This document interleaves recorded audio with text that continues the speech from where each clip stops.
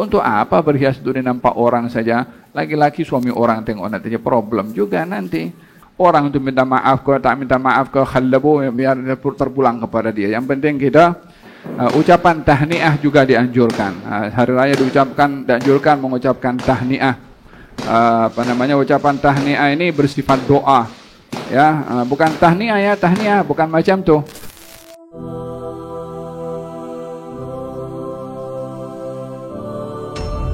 Memakai pakaian yang baru itu adalah sebagai satu ungkapan syukur kepada Allah karena diberi nikmat. Lebih-lebih lagi kalau nikmat itu bersempena dengan hari-hari kebesaran. Walihada satu hari baginda Rasulullah bersama dengan Sayyidina Umar, nampak ada orang jual sutra. Maka kata Sayyidina Umar, ya Rasulullah, ini kain cantik. Kalau engkau pakai untuk hari raya atau ketika jumpa dengan orang-orang luar yang datang daripada negara-negara luar, pakai pakaian ini untuk nampak rapi, smart dan nampak berkarisma. Maka kata baginda Rasulullah, kain ini adalah pakaian orang-orang yang tak bernasib baik nanti di akhirat.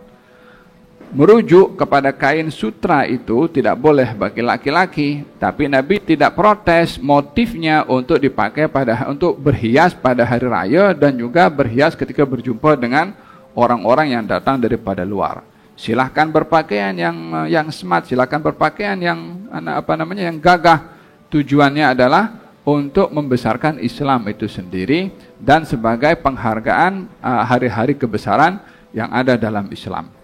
Dan dalam hal ini Nabi tidak kondem untuk berhiasnya, tapi kondem pasal bahan kainnya itu terbuat daripada sutra, karena kain sutra bagi laki-laki tidak diperbolehkan. Walau bagaimanapun juga dalam berhias ini untuk laki-laki ya, tapi bagi perempuan hendaklah berpadan ketika berhias. Ketika hendak keluar daripada rumah, hendak pergi surau, hendak pergi masjid, itu bukan pergi kenduri. Jadi pakaiannya itu yang sopan. Kalaupun pakai makeup pun yang sederhana. Dan usahakan menjaga kehormatan. Tidak dilarang, dan hatta bagi perempuan untuk berhias pun. Yang dilarang kalau berlebih-lebihan, yang dilarang kalau menjadi fitnah. Silakan berhias secantik mungkin di hadapan muhrimnya, di hadapan suaminya. Itu yang lebih mustahak sekali. Untuk apa berhias untuk nampak orang saja? Lagi-lagi suami orang tengok nanti problem juga nanti. Bukan jadi hari raya nanti. Tak elok seperti itu. Jadi hendaklah kita berhias mengikut keseimbangan yang ada dalam syariat, supaya kita berhari raya, hari raya gembira itu beribadah, bukan gembira yang justru mengundang dosa. Jadikan hari raya Idul Fitri ini bermakna bagi kita dalam silaturahim sama kita. Khalas kosong-kosong kata orang. Kosong-kosong ini jangan simpan apa dalam hati. Mau orang tu kalau orang punya sifat generous kan, kalau sudah orang tahu nih dah tak mampu nih, dah nak bayar hutang, khalas maafkan saja sudah, minta nanti daripada Allah Subhanahu wa taala ganti sifir-sifir kosong-kosong sudah. Nak dituntut macam mana bayar hutang kalau dia tak boleh bayar hutang? Sumih alaik.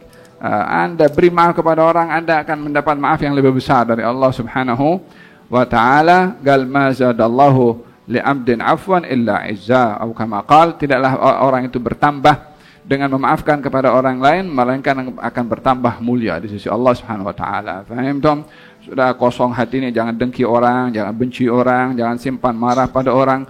Orang itu minta maaf ke, tak minta maaf ke, khalabu, biar terpulang kepada dia. Yang penting kita maafkan, karena kita memberi maaf bukan ketika diminta, tapi karena kita memberi maaf adalah karena perintah dari Allah Subhanahu wa taala dan juga Nabi Muhammad sallallahu alaihi wasallam. Masya Allah.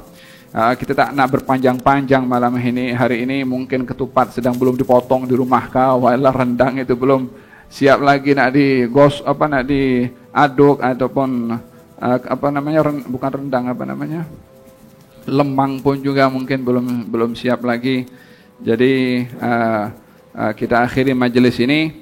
Alhamdulillah, selama perjalanan nanti ke rumah jangan lupa takbir, sampai di rumah pun takbir juga sampai esok.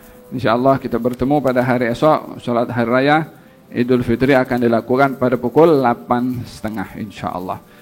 Bagi pihak Taufik sekali lagi mengucapkan selamat hari raya minal aidin wal faizin kullu am tum khair. Naam, satu hal lagi. Ucapan tahniah juga dianjurkan. Hari raya dianjurkan mengucapkan tahniah. Ucapan tahniah ini bersifat doa. Ya, bukan tahniah bukan macam tu. Tapi bersifat doa. Semoga Allah terima amal ibadah kita, semoga dipertemukan Ramadan yang akan datang.